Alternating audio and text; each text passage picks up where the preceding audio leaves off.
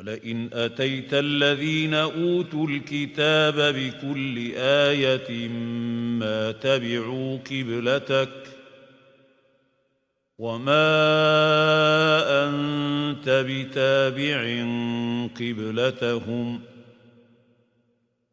وما بعضهم بتابع قبلة بعض ولئن اتبعت أهواءهم من بعد ما جاءك من العلم إنك إذا لمن الظالمين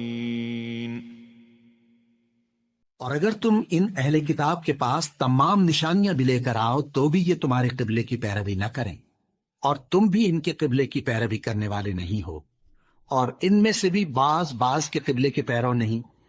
और अगर तुम बावजूद इसके कि तुम्हारे पास इल्म यानी अल्लाह का हुक्म आ चुका है इनकी ख्वाहिशों के पीछे चलोगे तो जालिमों में हो जाओगे।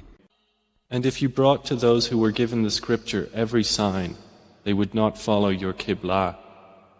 Nor will you be a follower of their qibla, nor would they be followers of one another's qibla.